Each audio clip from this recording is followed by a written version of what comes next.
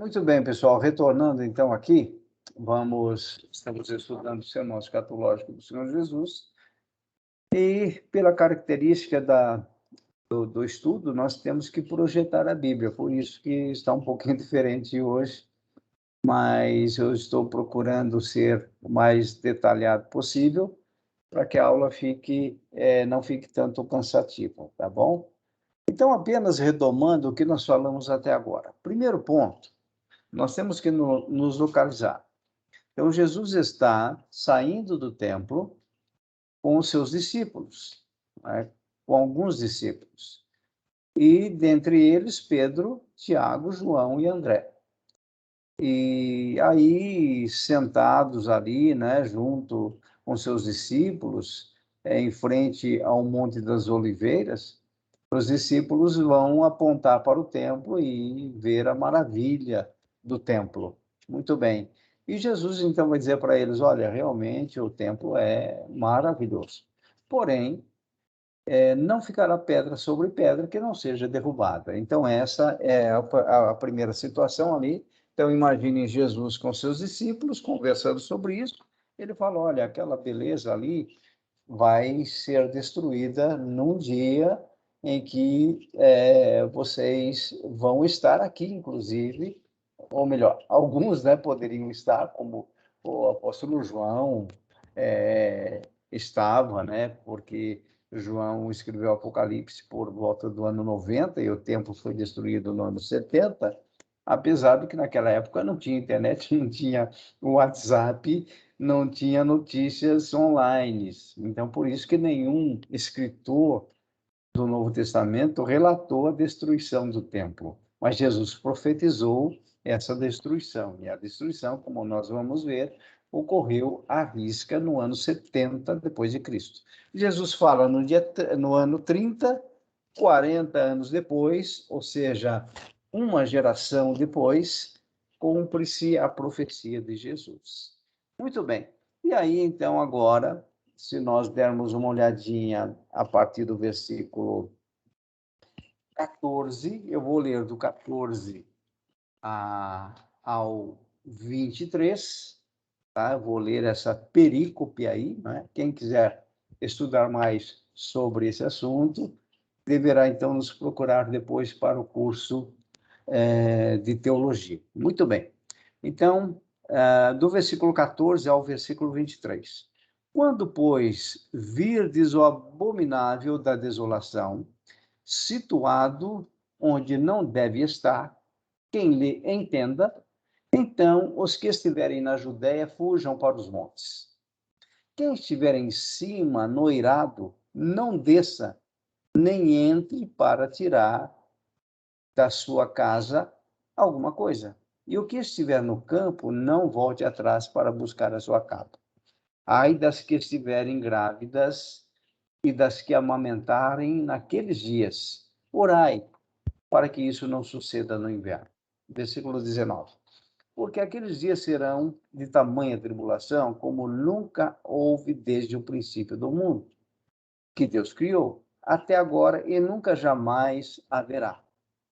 Não tivesse o Senhor abreviado aqueles dias, e ninguém se salvaria. Mas, por causa dos eleitos que ele escolheu, abreviou tais dias. Então, se alguém vos disser, eis aqui o Cristo, ou ei-lo ali, não acrediteis, pois surgirão falsos cristos e falsos profetas, operando sinais e prodígios para enganar, se possível, os próprios eleitos. Estai vós de sobreaviso, tudo vos tenho predito. Muito bem. Então, aqui é um ponto interessante que nós vamos ter que discutir. Novamente, a questão da marca dos editores. Se você verificar aí, nessa minha versão, antes do versículo 14 está a grande tribulação. Quando você lê aí a grande tribulação, o que o seu cérebro é levado a pensar? Que a partir do versículo 14 até o versículo 23, Jesus vai estar falando da grande tribulação. Só que não. Então, por isso que eu estou dizendo que esses títulos, eles ajudam, Mas se nós não tivermos uma leitura cuidadosa, esses títulos podem nos levar a uma interpretação errada. Fiquem tranquilos que vocês vão entender o que eu estou dizendo. Lembra quando eu falei dos evangelhos sinóticos? Os evangelhos sinóticos, eles precisam ser analisados ao mesmo tempo. Então, eu estou lendo aqui o versículo 14, por exemplo, do Evangelho de Marcos, no capítulo 13. Quando, pois, virdes o abominável da desolação, situado onde não deve estar. E ainda, Marcos vai colocar, quem lê, entenda. O que Marcos está dizendo aqui? Eu não sei quem é esse abominável da desolação. Ele está dizendo, eu não sei. Quem lê, entenda. Então, os que estiverem na Judéia, fujam para os montes. Muito bem. Agora eu vou ler essa mesma perícope no Evangelho de Mateus, para ver se Mateus esclarece. Entendem agora a importância dos evangelhos sinóticos? Então, você leu um versículo ou uma perícope num determinado evangelho e não resolveu o problema, o que você deve fazer? Verificar nos evangelhos sinóticos. Vamos pegar então agora, eu vou aqui e vou abrir em Mateus, capítulo 24, e achar exatamente isso, o que essa perícope, né? Então, se você der uma olhadinha aí em Mateus, ele vai falar aqui antes do versículo 15, olha aí, já estou no Evangelho de Mateus, tá? Capítulo 24, do versículo 15 em diante. Antes do versículo tem também aquela questão da marca dos editores, tá? A grande tribulação, que você vai entender que do versículo 15 ao versículo 28, Jesus vai estar falando sobre a grande tribulação. Só que não é bem assim, como vocês vão ver. Então, eu vou ler o versículo 15 para verificar se bate com aquilo que Marcos disse a nós. Quando, pois, virdes o abominável da desolação, de que falou o profeta Daniel? Olha aqui, ó, agora, então, o Mateus já está apontando para o profeta Daniel, tá? De que falou o profeta Daniel, no lugar santo. Quem lê, entenda. Mais uma vez, aí surge o entenda. Então, os que estiverem na Judéia, fujam para os montes. Muito bem, eu já dei uma olhada em Marcos. Marcos fala do abominável, mas ele não sabe quem é o abominável, e Marcos não nos revela, tá? Na verdade, eles estão narrando aquilo que Jesus está falando, tá bem? Muito bem. Aí nós viemos então aqui para Mateus.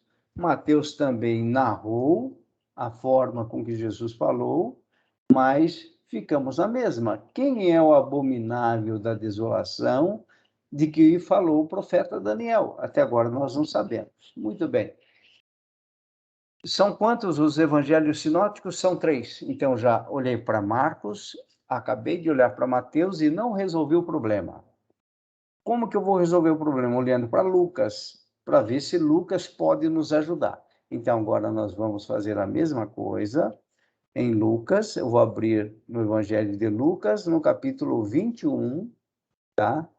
A partir do versículo 20. Olha só que interessante. Lembram das marcas dos editores? Aqui, essa marca que o editor fez no Evangelho de Lucas já nos ajuda. Porque antes do versículo 20, ele vai falar Jerusalém sitiada. Novamente, esse título, Jerusalém sitiada, nós não encontramos no texto grego original. Tá? Mas os editores aqui nos ajudaram. Por quê? Porque quando você lê Jerusalém sitiada, qual a conclusão que você vai chegar? Que o que vai ser tratado realmente é sobre a Jerusalém sendo circulada, sendo sitiada por alguma coisa. Então, veja no versículo 20: quando, porém, virdes Jerusalém sitiada de exércitos, sabei que está próxima a sua devastação. Pronto, matamos uma charada aqui, tá? Então, imagine que nós estivéssemos lendo esse evangelho no ano 40 depois de Cristo. Ele falou isso no ano 30, tá? E nós somos judeus, nós moramos em Jerusalém, estamos no ano 40, no ano 50, no ano 60, por exemplo, e nós lemos isso: quando, porém, virdes Jerusalém sitiada de exércitos, sabei que está próxima a sua devastação. É exatamente aqui que nós vemos Lucas interpretando o abominável. Vamos voltar? Marcos não interpretou o abominável. Ele citou o abominável e disse o seguinte: quem lê, entenda. Mateus cita o abominável, refere-se a Daniel, porque Daniel fala do abominável, como nós já vimos no estudo das 70 semanas, e vamos citar ainda aqui também, tá? O abominável de que falou Daniel, Mateus cita isso. Agora, Lucas, ele interpreta o abominável. Então, ele vai dizer o seguinte: quando esse abominável, que na verdade ele está dizendo que é um exército, o abominável é um exército, não é uma única pessoa. Tá certo que, a mando do imperador, nós vamos estar vendo isso, o general Tito sendo o grande líder ali, mas quem destrói mesmo no ano 70 é o exército romano. Então, aqui, olha, Lucas nos ajuda a matar a charada. Então, volto a dizer, vamos imaginar que nós todos aqui, que aqui estávamos lendo o Evangelho de Lucas e víssemos esta parte, nós já deveríamos ficar atentos, porque a orientação de Lucas foi: olha, quando acontecer isso, vocês estão na cidade de Jerusalém. Quando vocês perceberem soldados ao redor, os soldados começarem a chegar, já no comecinho vocês precisam tomar uma atitude. E qual vai ser a atitude? Olha lá, versículo 21. Então, os que estiverem na Judéia, fujam para os montes. Lembram, Jerusalém é a cidade de Jerusalém. Aos arredores de Jerusalém você tem Judéia, ok? Então, Jesus está dizendo: quem está em Jerusalém, quem está na Judéia, quando perceberem movimentação de exércitos, fujam para os montes. Os que se encontrarem dentro da cidade, os que estiverem ali dentro da cidade de Jerusalém, retirem-se, não fiquem, não esperem aumentar o exército. No início já saiam.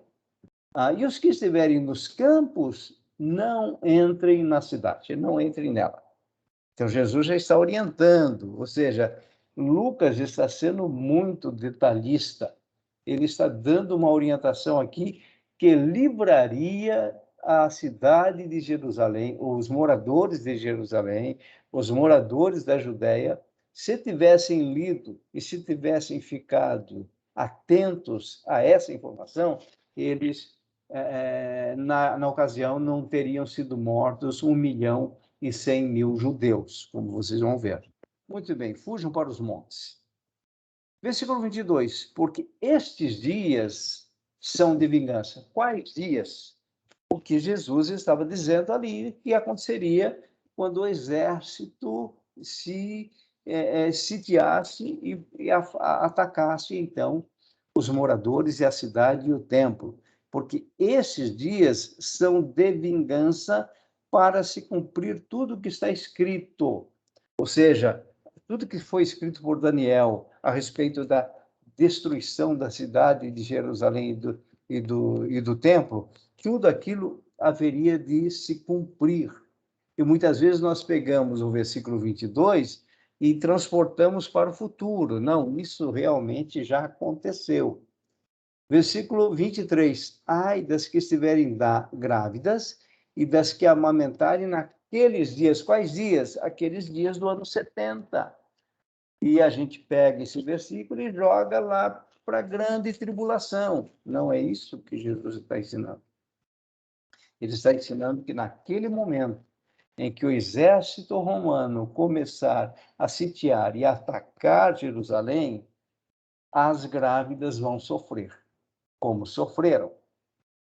E das que amamentarem naqueles dias, porque uma coisa é um jovem de 18, 19, 20 anos fugir, outra coisa é uma mulher grávida fugir, outra coisa é uma mulher que está amamentando seu filhinho. Por isso que Jesus está orientando, quando vocês virem algum murmúriozinho, já saiam de fininho, não esperem. E aí, ele vai dizer, porque haverá grande aflição na terra e ira contra este povo. Haverá grande aflição na terra, ele está se referindo ali à terra local, né, de Jerusalém, aquela região ali de Israel. E ira contra este povo. Qual povo? Contra o povo judeu. Então, a ira do Senhor estava sendo despejada ali contra o povo judeu. Versículo 24. Cairão a fio de espada. O que é cair a fio de espada? É a espada sendo passada e degolando as pessoas. Cairão a fio de espada e serão levados cativos para todas as nações. E até que os templos dos gentios se completem, Jerusalém será pisada por eles. Então, o que nós temos aí nessa passagem, nessa perícope? Nós temos, então, Lucas trazendo de forma muito clara a questão da destruição de Jerusalém, da cidade, e a destruição do templo. Muito bem. Agora, então, nós vamos fechar aqui a nossa Bíblia, ok? E vamos abrir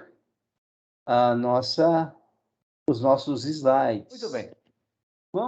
Como a gente vai ter que falar sobre a destruição do templo, eu quero retomar aqui com vocês essa informação importante, que é a respeito, então, do tabernáculo de Moisés. A construção do tabernáculo de Moisés, para vocês terem uma ideia, ela ocorreu entre 1445 a 1290 a.C., apenas para vocês terem uma ideia de data. E aí vocês têm uma figura que mostra o tabernáculo de Moisés. Então veja que era algo simples, feito de lona, e nós tínhamos ali 3 compartimentos. O átrio, que é essa região onde você tem o altar do sacrifício, né? Que parece uma grande mesa, né? Depois você tem a bacia de bronze, onde os sacerdotes lavavam as mãos. Então, o sacrifício era feito nesse altar do holocausto. Depois, então, os sacerdotes lavavam as mãos aí na bacia de bronze, e depois, então, o que parece uma barraca aí, na verdade, é o tabernáculo, dividido em lugar santo e separado pelo véu do Santíssimo Lugar. Tá? Apenas para vocês terem uma noção, e não vamos detalhar sobre isso. Muito bem. Agora vejam, nós vamos ver o Templo de Salomão. Então, o tabernáculo de Moisés durou em torno de 300 a 300 e poucos anos.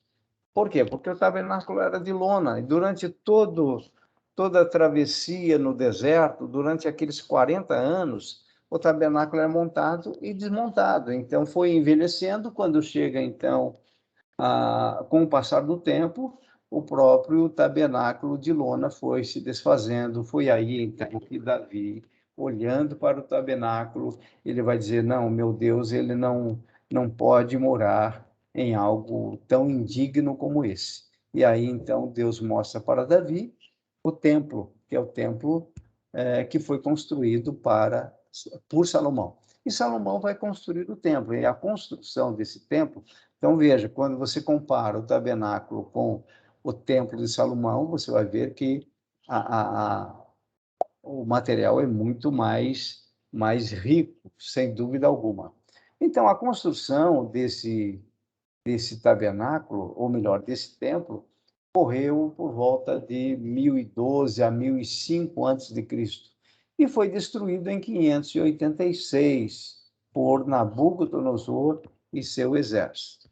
E aqui você tem o templo de Zorobabel, que é considerado o segundo templo. Então, nós tivemos o tabernáculo, depois nós tivemos o templo de Salomão, que foi destruído em 586, quando os judeus foram levados cativos para a Babilônia por 70 anos. E aí, quando volta Neemias, Esdras e um grupo, eles começam a reconstrução do templo. Então, aí o templo de Salomão foi reconstruído, mas não no mesmo padrão, não com aquela mesma suntuosidade que foi o templo de Salomão. Então, esse templo aí é o templo de Zorobabel, é o segundo templo que foi reconstruído ou construído em 516 a.C. Então, vamos lá, pegar novamente, por volta do ano 1000, o templo de Salomão, destruído em 586 e reconstruído em 516.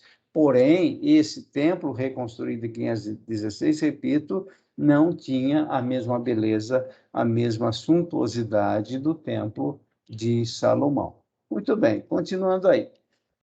Agora veja, de 516 até os dias de Cristo, né, são mais ou menos ali mais 480 anos. E o templo de Zorobabel, né, não suportou também os desgastes do tempo, né, da própria...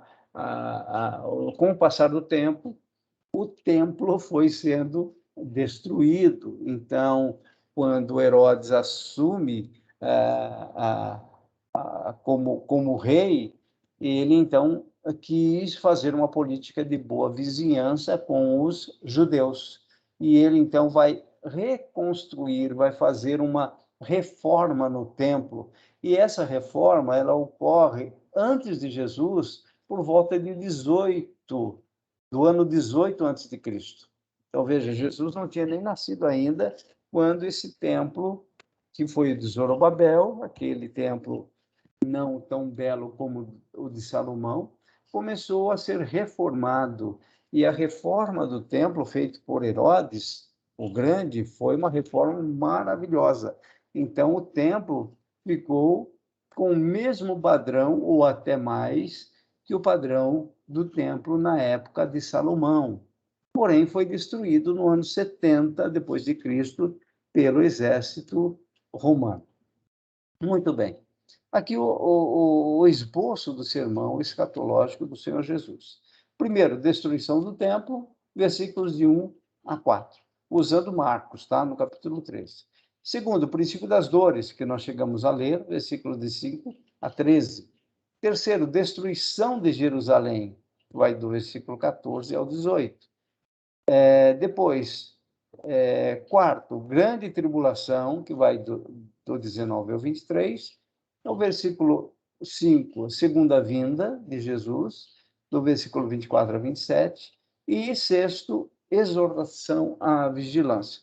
E aí fica, analisando então Marcos capítulo 13, é possível construir esse gráfico. E nesse gráfico, o que nós temos? Olha só. Nós temos, então, a cruz aí representando a morte do Senhor Jesus, na cruz do Calvário. Aí depois, logo à frente, você tem o ano 70 depois de Cristo. Então, o que ocorreu no ano 70 depois de Cristo? A destruição de Jerusalém. Muito bem, aí inicia-se o quê? O princípio das dores. Então, nós estamos vivendo o princípio das dores. Depois, então, vem a grande tribulação. E segundo o esboço do sermão escatológico do Senhor Jesus, a vinda de Cristo e o juízo final ocorre depois da grande tribulação. Então, por favor, não discutam comigo, é exatamente essa situação que nós encontramos no sermão escatológico de Jesus. A segunda vinda dele ocorrendo depois da grande tribulação. Então, com relação à segunda vinda de Jesus, o sermão escatológico é pós-tribulacionista. ok? Isso é o que a Bíblia diz, como nós vamos ver aí nas demais aulas ainda. Não estamos fechando o sermão escatológico hoje. Na verdade, hoje está sendo a primeira aula do sermão escatológico. Aqui nós vamos ver as perguntas dos discípulos, ou seja, Pedro, Tiago, João e André. Esses 4 discípulos é que fazem as perguntas para Jesus. Em Marcos, eles vão fazer a seguinte pergunta, né? Marcos relata a seguinte pergunta. Pergunta 1, quando sucederão essas coisas? E pergunta 2, que sinal haverá quando todas elas estiverem para cumprir-se? Então, Jesus, durante o sermão escatológico, ele vai desenvolver isso, vai responder tudo isso. Mateus 24, versículo 3, nós já temos 3 perguntas. Então, Mateus relata 3. Por isso, eu repito, o ideal é estudar os evangelhos sinóticos, ou seja, Marcos, Mateus e Lucas. Então, quais são as perguntas que os discípulos fazem para Jesus, relatados por Mateus? Primeira, quando sucederão essas coisas? Está igual ao de Marcos. Segunda, que sinal haverá da tua vinda? Marcos não perguntou, Marcos foi mais geral, né? Mateus foi mais específico. Qual sinal haverá da tua vinda? E 3, e da consumação do século, ou seja, quando vai ser o escatom? Quando vai ser, então, o final de todas as coisas? E aí você tem Lucas. Em Lucas, você tem 2 perguntas também. A primeira pergunta, quando sucederá isto? Ou seja, quando é que o templo vai ser destruído? E 2, em que sinal haverá de quando essas coisas estiverem para se cumprir? Então, na verdade, o mais detalhista e o mais específico é Mateus, quando ele faz 3 perguntas. Muito bem, mas tudo isso a gente vai estar detalhando nas próximas aulas. E aqui nós temos novamente a profecia de Daniel, quando ele fala, então, daquela questão da destruição, não é? Depois das 62 semanas, na verdade, depois das 69, porque 7 já foram contadas, será morto o ungido e já não estará, e o povo de um príncipe que há de vir destruirá a cidade e o santuário. É aqui que Lucas matou a charada. Então, Lucas, com certeza, ele sabia muito bem esse texto, ele conhecia muito bem esse texto de Daniel, porque quando ele lê, por exemplo, e o povo de um príncipe que há de vir destruirá a cidade e o santuário. Na verdade, então, hoje nós sabemos que esse povo de um príncipe que há de vir destruirá a cidade e o santuário, na verdade foi o general Tito com o exército romano. Cumpriu-se no ano 70. E o seu fim será num dilúvio. Até ao fim haverá guerra e desolações, são determinadas. Jesus também vai falar sobre isso. Ele fará firme aliança com muitos por uma semana, na metade da semana, para cessar o sacrifício e a oferta de manjares. Sobre a asa da abominação, das abominações, virá o assolador. Então, Mateus 24:15, que fala a respeito disso, e Lucas 21:20 interpreta que é exatamente o exército romano, até que a destruição que está determinada se derrame sobre ele. Então, aqui vai ficando mais claro para nós, quando nós associamos, então, a profecia de Daniel com o sermão escatológico de Jesus, a gente vai começando a entender melhor. Muito bem, e dentro dessa profecia, Jesus vai dizer o seguinte, lá em Lucas 19 agora. Então, nós estamos sempre jogando com os evangelhos sinóticos. A cidade de Jerusalém seria cercada de exércitos que seriam instrumentos da justiça de Deus. Isso está em Lucas de 41 a 44. 2. As trincheiras seriam construídas contra ela. A cidade seria arrasada e devastada. A população seria massacrada, morta à espada, e o templo seria destruído. Tudo isso Jesus falou em Lucas 19. Então, veja, no 21 ele fala do sermão escatológico, dando continuidade, mas no capítulo 19 ele dá esses detalhes, que está em linha com Daniel capítulo 9. Muito bem. Agora, para a gente fechar aqui com o testemunho de alguém que esteve presente lá naquele momento do ano 70. Quem esteve presente foi Flávio Joséfo. Ele era um jornalista judeu e ele tinha muita facilidade em escrever, e ele relatou nos seus livros, existe um livro de Flávio Joséfo chamado Guerra dos Judeus. Ele nasceu no ano 30, viveu do ano 30 ao ano 100. Então, no ano 70, ele estava ali presente e testemunhou tudo aquilo que ele viu, que foi a invasão de Jerusalém pelo exército romano. Ele, nesse livro, Guerras, no livro 6, capítulo 4, seção 7, você pode procurar isso no YouTube, não, no Google, que você vai encontrar exatamente isso. Ele vai dizer, ora, uma vez que César não foi, de modo algum, capaz de conter a entusiástica fúria dos soldados, o exército romano, e o fogo avançava mais e mais. Assim foi a sagrada casa queimada, sem a aprovação de César. Então, os relatos mostram que os soldados estavam em fúria e eles lançavam tochas incandescentes dentro do templo. E aí o que acontece? O fogo ali dentro do templo derreteu todo o ouro, toda a prata e todo o bronze. E quando isso esfriou, os soldados entraram no templo, tá? Com todo o metal ali, esses metais preciosos derretidos, incrustados entre as pedras do templo, e foram mexendo pedra por pedra para extrair, então, o ouro, a prata e o bronze. Então, com base nisso, cumpriu-se 100% da profecia de Jesus, porque para eles poderem tirar o ouro incrustado no meio das pedras, eles precisaram mexer pedra por pedra e não ficou realmente pedra sobre pedra. E todo o templo foi destruído. A única parte que não foi mexida é o que nós temos hoje ali como Muro das Lamentações. Mas o muro não fazia parte do templo. É mais ou menos assim, você mora num condomínio fechado, tem os muros do condomínio e a sua casa está lá no meio do condomínio.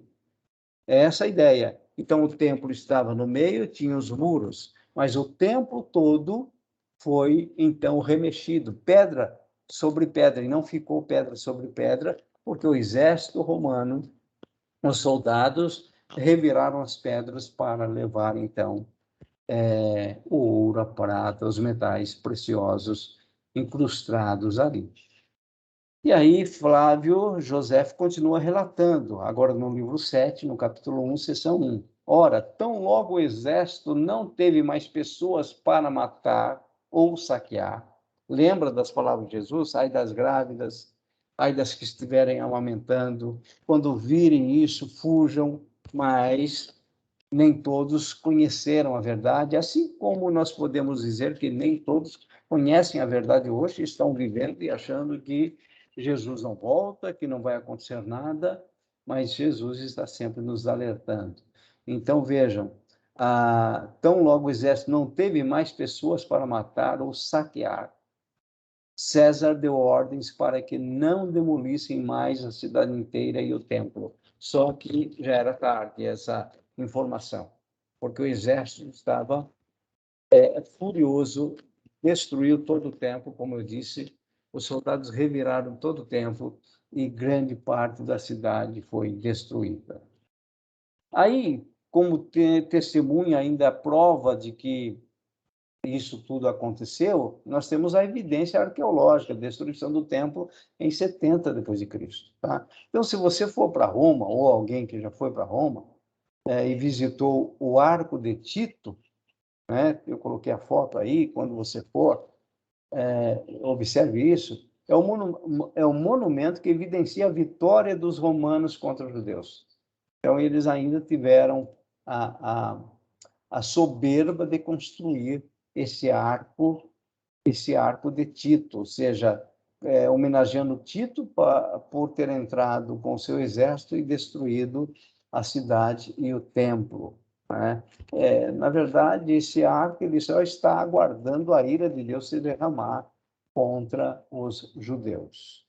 E aí, veja lá, segundo os relatos de Flávio José, 1.100.000 judeus foram massacrados naquela ocasião.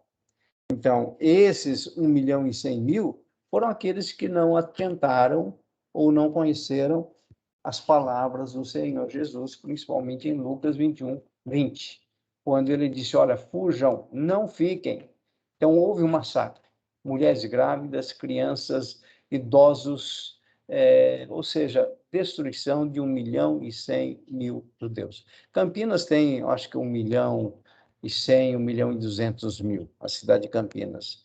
Imagine, então, a cidade de Campinas sendo destruída por um exército. Foi o que aconteceu no ano 70 depois de Cristo. E ainda aqui, tá, ali dentro do arco, você vai ver essa figura, né? Se você der uma olhadinha da figura, você vê os soldados carregando a menorá, carregando utensílios do templo, tá? Tudo isso foi saqueado, tudo isso foi levado pelos judeus. Então, o saque de Jerusalém, perspectiva da parede interior do Arco de Tito em Roma. Então, quando você for para Roma, vai visitar o Arco de Tito e você vai verificar essas evidências claras de que realmente isso aconteceu no ano 70 depois de Cristo.